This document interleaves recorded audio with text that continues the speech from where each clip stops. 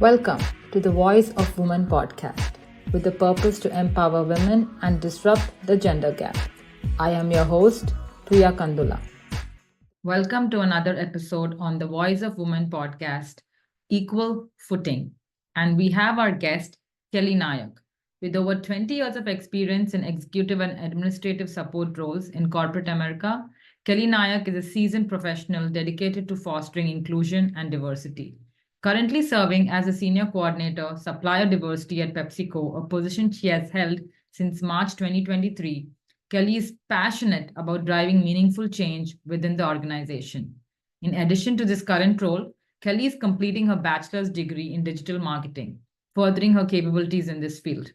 Her commitment to diversity is evident through her recent contributions, including participating in a panel discussion on women's rights in the workplace and developing on LGBTQIA plus inclusive training and resource guide for leadership. Yeah. Kelly, first off, thank you so much for doing this. I had the opportunity to meet you this year at Palm Springs, and I think it was an instant connection. I also have to say thank you to Surbi for introducing us, right? So thanks to her as well. But I really loved it. I knew I wanted to do a podcast with you right away. So I asked and you said yes. So thank you so much, for that. No, thank you. It's a pleasure. It was great meeting you at NGLCC as well. It was definitely a lot of fun and definitely connected right away. Yep. So, but I'm going to jump right in. And as you know, I've already shared the podcast name is Equal Footing. And I don't think there's anybody else more than you for this particular topic. Just from the conversations we had again at NGLCC, I just know that you're so knowledgeable on this. So I'm going to ask you, right? What does equality mean in your perspective? For me, equality is more about just accepting everybody as they are, accepting and respecting them, having an open mind to hear different perspectives and experiences. You may not agree, but it's a matter of still being open to hear them and respect that that's their experience. Yeah. And what do you think, there are so many myths around, equality nowadays, right? Anything that you encountered or, which, come at the top of your mind when I say myths on equality? One of the biggest ones for me that I experienced was a white cisgender male, which if anybody's not familiar with cisgender male would mean it was a male born a male that had confronted me, telling me that he felt like he was the minority now with all of the initiatives and programs that go on. And to me, that's just a myth. Equality doesn't take away rights or opportunities from anybody. It's about making sure that everybody is respected and accepted. And equity is more about everybody having a fair chance. And the perspective of, his idea of him being a minority now, a lot of that comes from discomfort around, more conversations about diversity and inclusion being more prominent. And it's common to overlook the deep-rooted advantages that, have benefited basically white men over the years. And when that's challenged, then you have confrontation like that at times. Well, thank you. Thank you for sharing that. I think it takes some strength and boldness to be able to say what you said. So thank you for that. And I think that's a good segue for my next question, which is, do you think patriarchy plays a role in shaping societal norms and expectations in general on gender roles? I mean, I think patriarchy has definitely shaped that over the years, for sure. Outside of even just society, even religion, culture, there are several aspects that patriarchy has influenced society.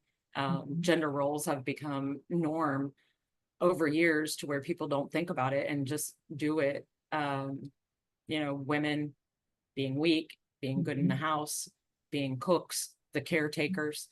And it's often overlooked that they can be leaders. They can be not so great at some of those things. Right. And there's men that are better at those traditional roles that women have been pigeonholed into for centuries. That is so true. I just loved what you said, where you also said that sometimes men can do the caregiver's job better than a woman. And it's not stereotypical where it's always just the women doing a better job than the men in these kind Yeah. of roles.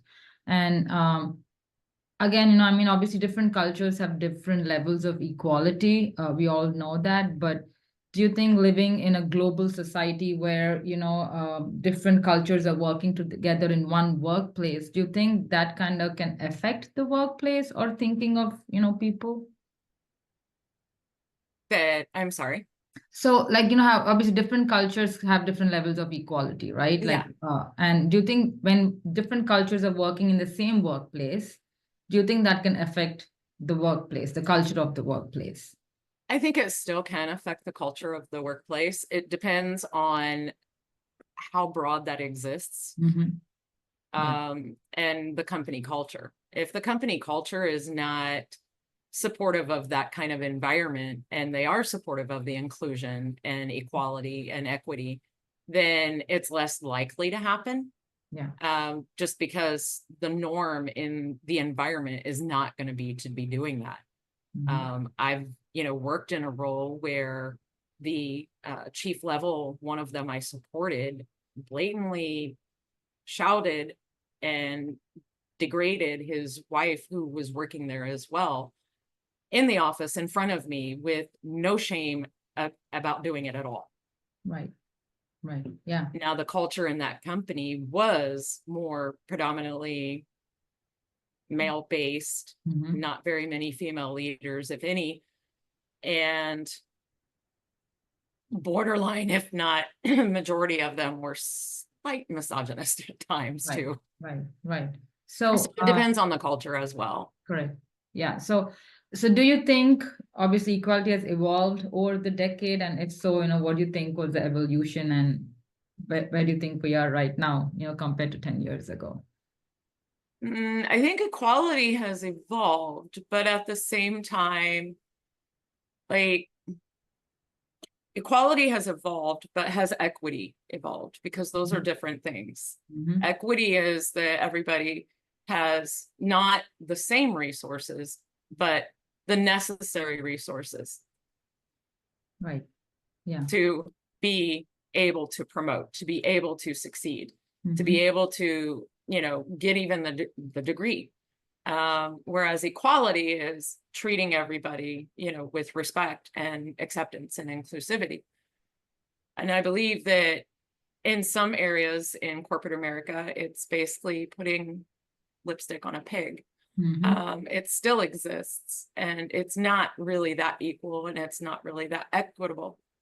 I know, in my current role, I have the opportunity to have my degree paid for by my company. And so this is equity. I'm getting fair resources to help me advance myself. Right. Yeah. And not this is the first company I've been at that you could get it paid for like that. So it depends on what the company has in place as to whether it is really equitable and equality. Equality is also a kind of a cultural corporate culture thing as well, because if it's systemic through the company that women aren't looked at equal, then it's still going to exist. Right. Yeah. And then we've got to also go further than the company culture, societal culture. Because a lot of areas of society, the inequality still exists. Correct. Yeah. We can say we're strong and we're this and we're powerful. But in the end of the day, how many relationships are actually giving the woman the equality in that relationship? Yeah. And you explained it before. I just, for everybody's watching this podcast, can you again explain the difference between equality and equity? Because a lot of them get it mixed up. Yeah, no, it's very easy to mix them up. Equity is making sure everybody has the fair resources. Right. It's not the same resources, it's the fair resources. Yeah. Like in my scenario, me being able to go to college, as an example, I need more resources to be able to do it based on my income and other life scenarios that I've not been able to. Whereas equality would be everybody in my office views me as an equal coworker, an equal voice. I'm allowed to speak my voice. I'm not just taking notes in a meeting or, like I have a place there. And that's the difference between equality and equity, because a lot of times what people are referring to as inequality is actually inequity. Equity, yeah. Yeah. They're equal, but they don't have the equitable resources. Makes sense. Yes. Thank you for sharing that. I think in our day-to-day lives, it's so easy to get both of them mixed up. Yeah. So also, how would you approach a conversation with somebody who's not agreeing to, what your perspective is on equality and equity, right? Like, how would you approach somebody in that kind of a situation? I think in conversations on equality and equity, if the person isn't agreeing, I mean, it's okay to disagree. While we may not like it, everybody is entitled to their own opinion. My parents used to say opinions are like rumps. Everybody has one. So they're entitled to have that opinion. But if it gets to the point where, they're hurtful or even hateful or discriminating about it, I'd say the simplest thing would just be like, I'm sorry you feel that way. Have a great day. Exit stage left. You don't need to keep interacting with that. Yeah. It's not a win over who's right. Your experience and what's fair. And if they can't see that, then it's not equal anyway. Right. There's no equality in that if they are not willing to hear your perspective. So you already know you're hitting a brick wall. Right. If it goes that route. Yeah. Yeah. So true. I think sometimes we need to know how to pick our battles and also, like you said, know when to exit the conversation, because you're not going to win that one. Yeah. And sometimes it's better for yourself to just exit stage, pick your battles. Is that one you really want to fight? Is it worth it? Yeah. Yeah. Is that one person's mind changing worth that fight? If they're not in a position that, can have influence in your life or can impact your life or even in your work, there's no point in battling that. Yeah. Yeah. And what do you think because you worked in diversity and I know you've dealt with a lot of diverse, inclusive, different cultures across, your entire career, right? Personally, professionally. So what do you think are the biggest misconceptions which come to equality in a workplace or a community setting, right? I would say some of the biggest misconceptions on equality is that it's the same as equity. It gets confused. It gets mixed up. The other one is that equality means everyone gets the same thing. It doesn't mean everyone gets the same thing. That again is actually equity, not equality. And also equality does not mean everyone is the same. Yeah. A lot of people take equality as, everybody's the same. No, everybody's not the same. If you try to view everybody as the same and being equal, you're trying to erase everybody's uniqueness and their own experiences. Equality is accepting and respecting those unique experiences, differences, cultures, whatever it may be about that person. Yeah. Yeah. And being able to listen to them and interact with them. True. Sometimes all we have to do is listen, right? Like just actually listen. Very true. What do you think are the steps that, we can take as individuals to ensure that, there's equality in a workplace? And I'm not talking from like as an individual, right? I mean, whether there's diversity culture in the company or not, what do you think that I as an individual can take, whichever workplace I'm working at? Yeah, I would say on a personal level, check yourself on unconscious biases you may have. You may have unconscious biases and stereotypes that are hindering you from being able to accept that person or that group. Yeah. And it may be, causing even conflict from that bias. Yeah. I mean, look up Google training on unconscious bias and how to be aware. Typically, when you have resistance to something, that's typically where you're going to see that there's an area where there's an unconscious bias. And you can look into it to be able to find it. Yeah. The other one is cultural norms and stereotypes. Persistent stereotypes and cultural expectations. Be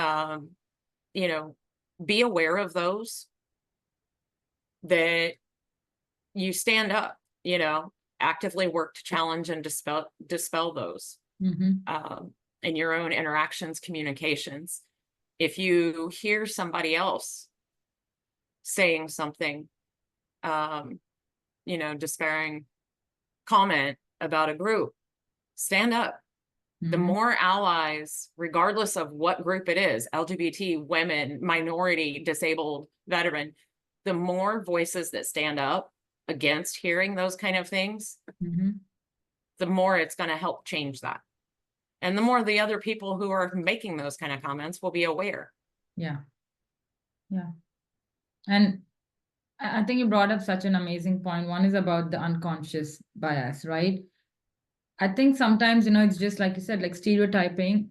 I think because we are not educated well enough, or we don't learn or take time to learn about the other cultures, or, whoever it is, right? However they're identifying themselves, we have this generalized approach. Like recently, I'm so grateful to this friend who corrected me where I was in India. We always use the word transgender. It's not in a disrespectful way. It's just the term that, we grew up or learned using. And he corrected me saying that, Priya, say trans person here. If you say transgender, it's kind of offensive. So I really learned something new, right?